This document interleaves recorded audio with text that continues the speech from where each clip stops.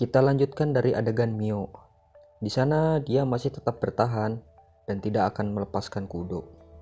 Kepada ibu dan adik tirinya, dengan tegas Mio berkata, "Aku adalah tunangannya Tuan Kudo."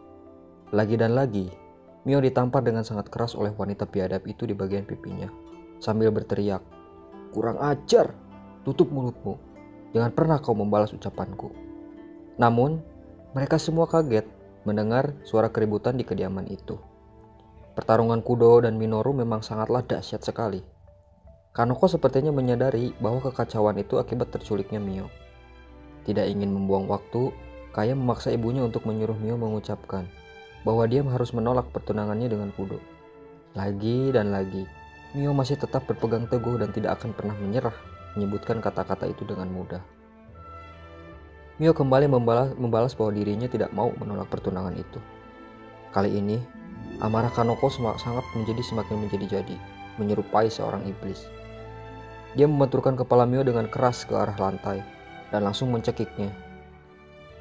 Mio membayangkan apakah dirinya akan mati karena hidupnya semasa kecil sering mendapatkan perlakuan seperti itu oleh keluarga aslinya.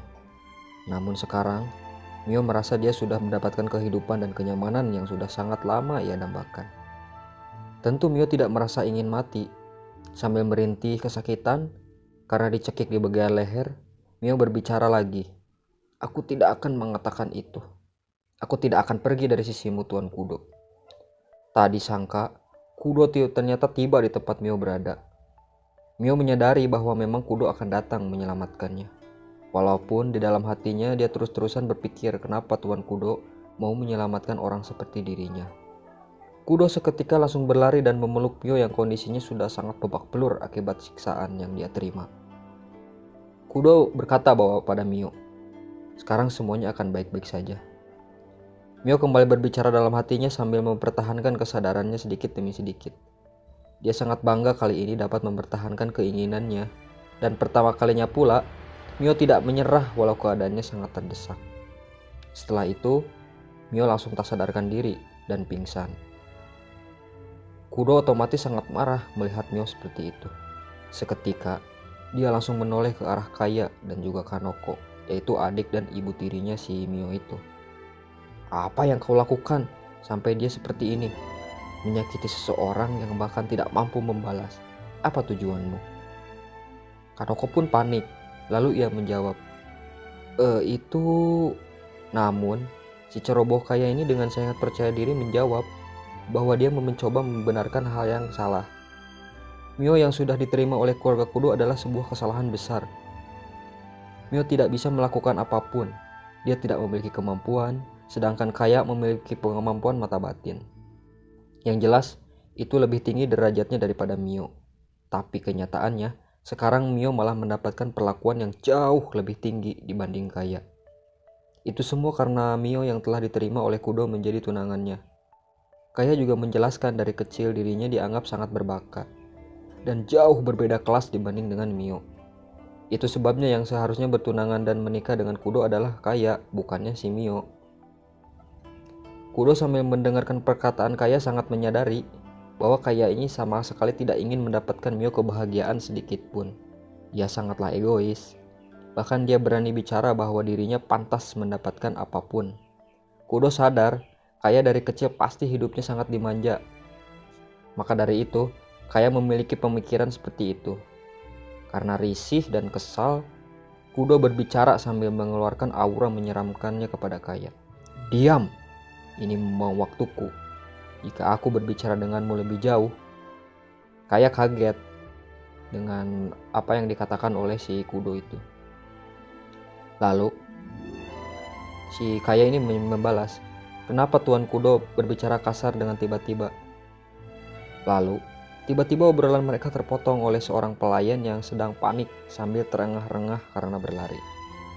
Pelayan itu berkata, "Api sudah mulai menyebar dan hampir mencapai tempat ini." Seketika, Kanoko kaget dan langsung berlari ke area luar. Benar saja, kediamannya sedang terbakar oleh api yang sangat besar. Kita kembali ke Kudo. Dia merangkul Mio yang sedang tak sadarkan diri, lalu berjalan meninggalkan kediaman itu. Kaya sangat keras kepala. Dia malah mengejar Kudo dan mencoba berbincang lagi kepadanya. Kudo membalas, Mio dia tidak peduli dengan penampilan dan bakat. Dia mengusir Kaya dengan sangat tegas. Enyahlah kau. Koji yang merupakan tunangan dari Kaya langsung menghampirinya. Dia mencoba membujuk Kaya agar segera pergi dari kebakarannya yang sudah semakin membesar itu. Namun, Kaya masih sangat keras kepala seperti biasanya. Dia menoleh dan malah memarahi Koji. Kenapa semuanya menjadi seperti ini? Semua perkataannya benar. Itu semua sudah sebagai fakta. Mio sangat tidak berguna. Tapi kenapa dia malah mendapatkan hal itu? Kaya juga menyuruh Koji untuk menjauh. Koji sudah sangat tidak tahan dengan sifat yang dimiliki oleh Kaya. Dia berteriak kepada Kaya dengan sangat keras. Diam! Kaya sedikit terkejut dan dia membalas. Apa? Bukannya kau menyukai kakak? Jangan ganggu aku. Lebih baik kau kabur saja sendiri. Koji semakin kesal dan menjawab. Ya, kau betul Mio. Mio sangatlah penting bagiku. Apa itu jelas? Tapi Mio akan sedih jika kau meninggal di sini. Dan luka yang Mio terima akibat ulah kalian akan semakin menjadi siksaan bagi dia. Itu akan bertambah dengan kematianmu. Aku tidak ingin melihat Mio menderita karena kalian. Kaya merenung mendengar hal itu. Akhirnya dia mampu diajak dan menjauh dari kebakaran itu oleh Koji. Setelah kejadian itu, kita diperlihatkan ke arah Mio. Mio yang sedang pingsan bermimpi bertemu dengan ibu kandungnya sendiri. Ibunya berdiri di dekat pohon sakura di kediaman Saimori. Mio berteriak kepada ibunya, "Ibu, aku belum bisa ke tempatmu berada sekarang. Jadi, ayo kita bertemu kembali di lain waktu." Mio pun melihat ibunya seperti mengatakan sesuatu kepadanya. Karena terlalu jauh, Mio tidak mampu mendengarnya dan dia pun berkata, "Ibu, apa yang kau katakan? Aku tidak mampu mendengarnya." Ternyata, Mio sudah sadar dan berbaring di kamar yang berada di rumah kediaman Kudo. Dia berbicara di dalam hatinya, "Tempat ini, ternyata aku masih hidup. Aku telah kembali ke rumah Tuan Kudo." Singkat waktu, Mio sedang disuapi makanan oleh Kudo.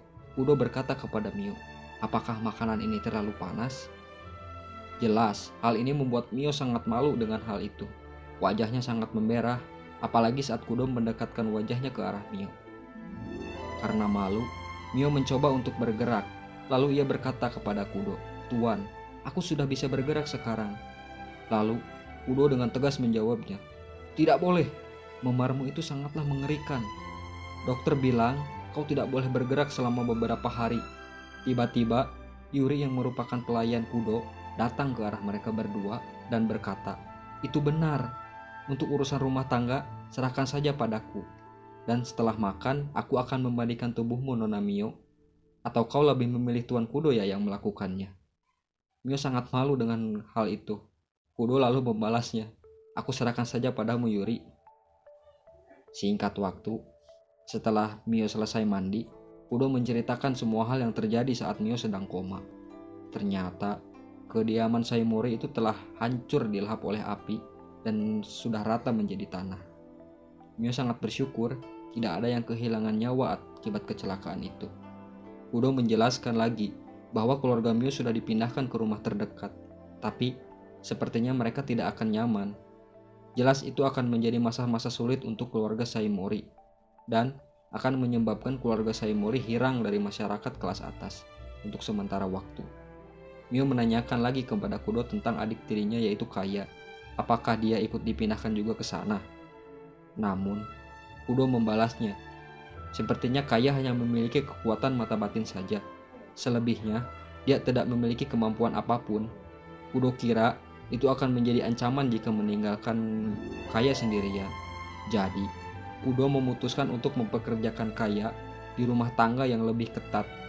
Dia akan berada di sana untuk bekerja agar mendapatkan pengalaman tentang hidup di dunia ini.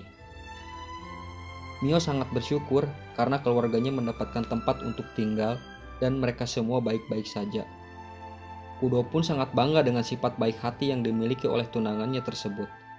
Bahkan, untuk orang-orang yang menyiksa Mio, dia masih peduli dan mengkhawatirkan mereka. Kudo berbicara seperti itu sambil tertawa dan tersenyum ke arah Mio. Mio pun sedikit menoleh ke arah Kudo dan itu membuat Kudo sangat malu. Dia berkata, tidak apa-apa. Oh iya, dan juga tentang keluarga Tatsuishi, tindakan Minoru tidak perlu dipublikasikan ke publik. Untuk pertanggungjawaban, dia menyerahkan posisi keluarga kepada anak tertuanya yaitu Tatsuishi Kajushi, yaitu kakaknya si Koji itu. Dan juga, kepala keluarga baru itu setuju akan dijaga ketat oleh keluarga Kudo. Nah, untuk singkatnya sekarang jadi keluarga Tatsuishi ini telah resmi menjadi cabang dari keluarga Kudo. Oke, kita kembali ke arah Mio. Mio membalas Kudo dengan berkata, "Maafkan aku tuan atas nama keluarga Saimori karena sudah banyak sekali membuat masalah untukmu." Kudo dengan tegas menjawab, tidak, kau tidak perlu merasa bertanggung jawab atas tindakan yang mereka perbuat." Mio sangat terharu dengan apa yang dilakukan oleh Kudo. Lalu, dia meminta sebuah keinginan, yaitu untuk mendatang ke kediaman Saimori yang sudah habis dilahap oleh api. Kudo pun terpaksa menyetujuinya dan membawa Mio ke kediaman Saimori itu. Oke, singkat waktu, mereka berdua pun tiba di sana. Betapa kagetnya Mio setelah melihat rumah semasa kecilnya hancur berantakan akibat kebakaran. Kudo berbicara kepada Mio. Ia sebenarnya tidak ingin membawa Mio menginjakkan kembali kakinya ke sini. Mendengar hal itu, Mio meminta maaf telah membawanya ke sini, sampai-sampai menemaninya. Kudo tidak keberatan sama sekali dengan hal itu. Dia langsung menggenggam tangan Mio sambil berjalan melewati beberapa runtuhan bangunan yang berserakan. Mio membayangkan semasa kecilnya dulu dia di sini. Kenangan buruk telah dia alami, namun ada juga kenangan indah yang dia dapatkan. Nah, kebetulan si Mio ini berada tepat di dekat pohon sakura ibunya yang sudah ditebang itu. Dia langsung mendekati pohon itu dan bertanya. Kudo pun bertanya kepada Mio, "Mio, apakah ini pohonnya?" Mio pun menjawab, "Ya, ini adalah pohon tunggul dari bunga sakura yang telah ibu tanam saat menikah dengan keluarga Saimori. Pohon ini sudah layu saat aku beranjak dewasa. Maka dari itu, pohon ini ditebang. Tapi baru-baru ini aku ingin melihatnya."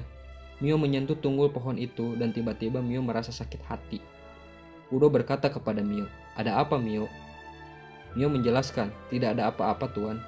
Aku hanya merasa sakit seperti ditusuk di dadaku. Kelihatannya, tubuhku ini belum sembuh total."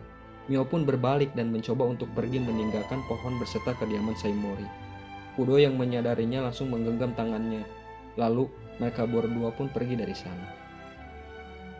Saat tiba di luar kediaman Saimori, ternyata ada Koji di sana sedang berjalan dan melihat Kudo dan Mio. Koji pun menyapa mereka berdua. "Halo Mio, lama tidak bertemu." Koji juga mengajak Mio untuk berbicara sebentar, karena Koji beberapa waktu lagi akan pergi meninggalkan kota ini. Kudo yang sedikit cemburu terpaksa mengabulkan permintaan Koji dan berkata, "Aku akan menghidupkan mobilnya." Mio membalas dan menjawab Kudo, "Terima kasih Tuan Kudo." Singkat waktu, Mio dan Koji berbicara berdua di tangga. Tangga itu semasa kecilnya mereka berdua sering mengobrol. Mio merasa berterima kasih karena telah menyelamatkannya waktu itu. Koji merasa tidak berbuat apa-apa ya. Yang Koji lakukan hanyalah meminta Kudo membantunya. Mio yang tidak setuju dengan hal itu membalas, "Itu tidak benar. Dengan bantuan Koji, makanya Tuan Kudo bisa datang menyelamatkanku." Itu juga yang dikatakan oleh Kudo kepada Mio. Sontak, Koji sangat kaget. Ternyata Kudo mengatakan hal itu kepada Mio. Koji bersyukur bisa membantu Kudo dan berpartisipasi dalam menyelamatkan Mio. Namun, dalam hatinya, Koji sangat menyadari bahwa dirinya itu sangatlah lemah dan memiliki kekuatan pun masih belum cukup. Dia mengira bahwa meneruskan keturunan itu sudah cukup untuknya dan tidak perlu lagi untuk berlatih meningkatkan kekuatan dirinya. Karena sadar dengan hal itu, sekarang Koji memutuskan untuk berubah dan akan pergi berlatih ke Kyoto. Sebab di Kyoto terdapat keluarga yang memiliki kekuatan yang sangat kuat. Jadi, itu sangat cocok untuk dijadikan tempat tujuan berlatih. Namun, kaya adalah ketunangannya si Koji. Masa lalu tidak akan bisa ditutupi. Posisinya sebagai calon kepala keluarga Saimori tetap tidak berubah.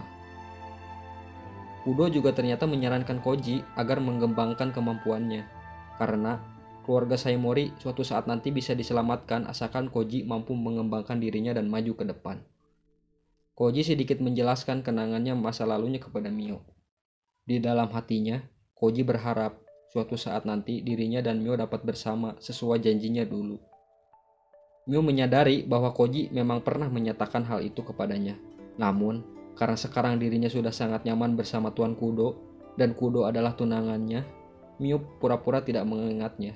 Dia meminta maaf kepada Kojo bahwa dirinya tidak ingat dengan apa yang telah Koji katakan kepada dirinya dulu. Koji kaget dan mau tidak mau dia tidak mempermasalahkan hal tersebut. Koji berpisah dengan Mio di sana. Mio pun berterima kasih di dalam hatinya bahwa Koji selalu berada di sampingnya dari dulu sejak kecil.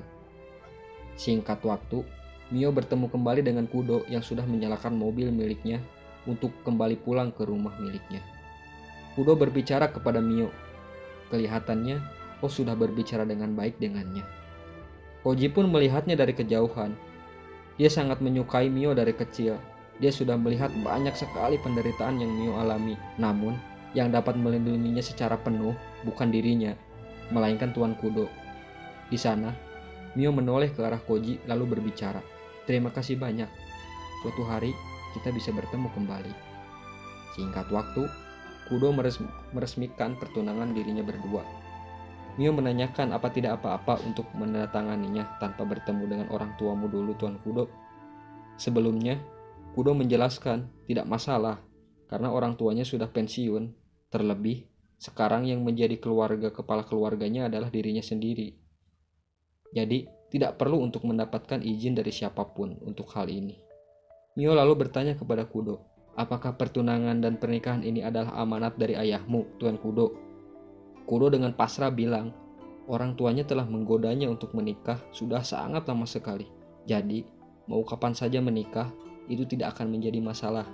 Asalkan, calon istri yang dia memiliki latar belakang yang sangat bagus. Keluarga Kudo kemungkinan besar juga sudah mengetahui bahwa Kaya atau adik tirinya Mio bernama Kaya ini akan memperkenalkan dirinya kepada Kudo. Namun, ayah Mio tidak akan rela melepaskannya karena rumor Kudo ini sudah sangat beredar. Sebagai pria jahat kan, si Kudo ini rumornya sebagai pria jahat. Nah, sebagai gantinya, ayahnya Mio ini malah mengirimkan Mio untuk menjadi tunangannya Kudo. Tapi, Kudo di sini sangat bahagia dan beruntung bahwa Mio lah yang datang dikirimkan menjadi tunangannya. Mio di sana mengucapkan rasa terima kasih kepada Kudo dan wajahnya sangat merah mendengar hal itu. Kudo merasa bertanggung jawab atas kekacauan yang dia perbuat. Itu semua karena dirinya datang menemui keluarga Saimori untuk membebaskan dan meresmikan pertunangan dirinya dengan Mio. Maka dari itu, Mio terculik dan keluarganya sekarang harus pergi berpindah ke kediaman dan rumahnya juga harus hancur. Itu semua gara-gara Kudo kan yang kemarin datang menemui ayahnya si Mio ini untuk meresmikan pertunangannya. Nah, mendengar hal itu, Mio menghibur Kudo. Dia berbicara bahwa tindakan itu bukanlah hal yang buruk. Mio sangat bahagia Kudo melakukan hal itu demi dirinya. Seketika, Kudo memegang kedua tangannya si Mio ini, lalu berkata, Mio, aku takut suatu saat nanti aku membuatmu berada dalam masa sulit. Karena aku bekerja jadi militer dan terkadang aku juga harus berada dalam pertempuran yang sangat berbahaya. Tapi aku ingin bersamamu selamanya. Apa kau mau menikahi pria membosankan sepertiku?